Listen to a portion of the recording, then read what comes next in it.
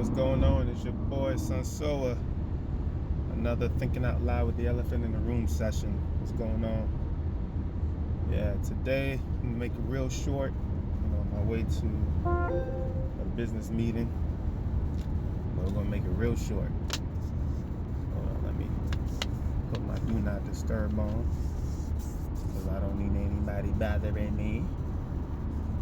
Alright, we're good. Alright. Yeah, today, man, I'm gonna touch on the topic that's the main reason I wanted to get into podcasting. Because I want to spread a particular type of message, because I want to build a particular type of culture within the United States and the greater world. And it's all about dismantling the whole construct of whiteness and the blackness that it created, and all that race ideology. Because personally, I think it's extremely toxic. It really prevents us from dealing with one another, especially when you're in the United States. Dealing with one another based on the character of a person.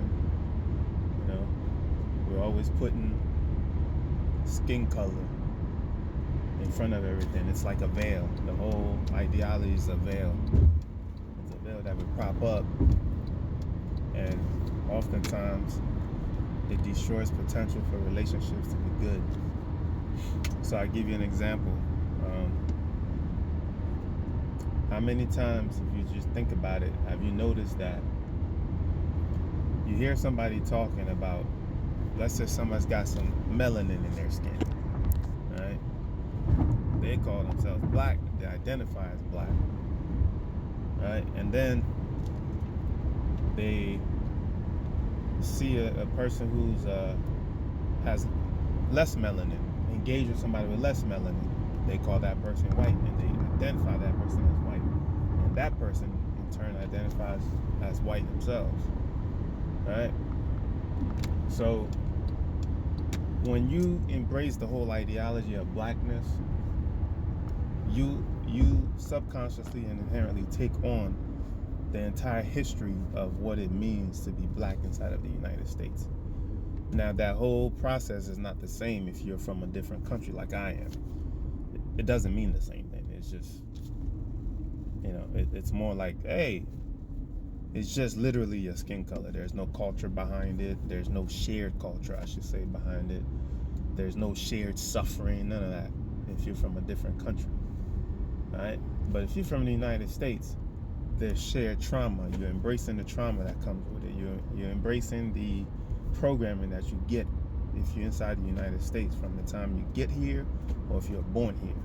You just begin to get programmed to be a victim, to not only perceive that others who don't look like you see you as less than, but to perceive yourself subconsciously as less than. And as a consequence, you begin to also embrace and adopt the mantra of black and proud. Like, you have to lift this thing up that has been downtrodden, but has been stamped onto you through a history of trauma. Now you have to try to resurrect it, to become something it was never meant to be inside of the United States, right? Black is just literally a color, right? My skin is brown, right? The lens of my glasses, that's black. You can see a clear difference.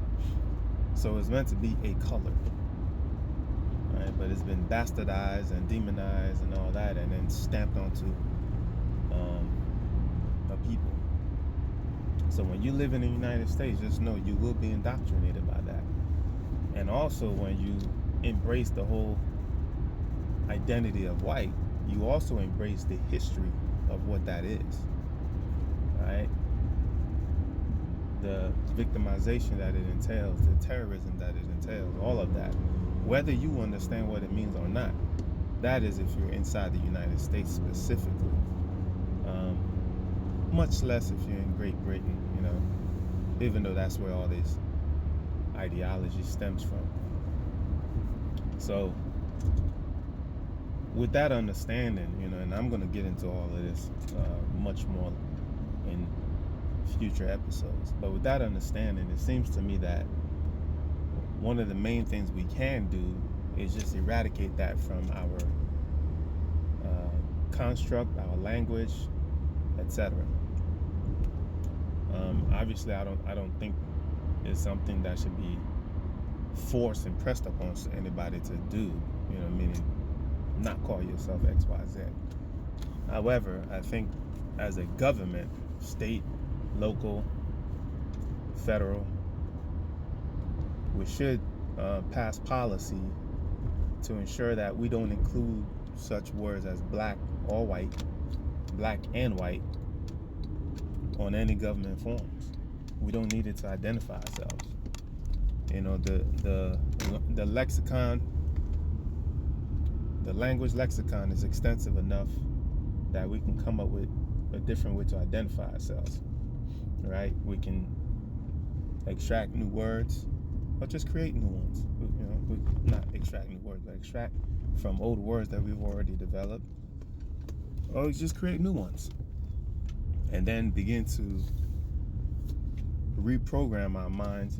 Obviously, I think that it'll be best suited for the generation coming up because it's all programming. So for people such as myself, my age group, and that have been growing up with this ideology intact, it's going to be a lot harder to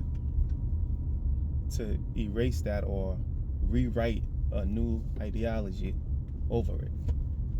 So me personally, I never raised my children to think of themselves as a color. Not at all. Like I said, it's just extremely toxic.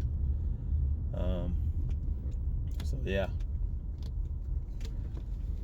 Well, I'm here, and that's my. Are you paying attention? So that's my 2 cents on that for now.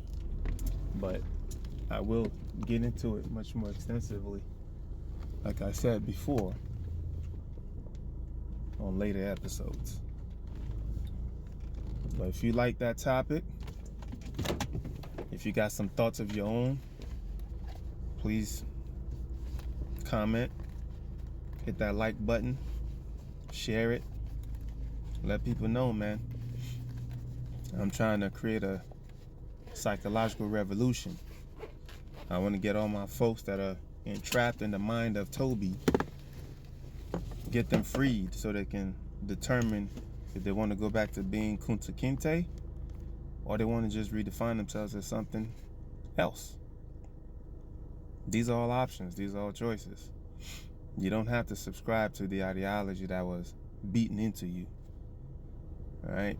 Tortured into you, scarred into your spirit, your soul, your mind.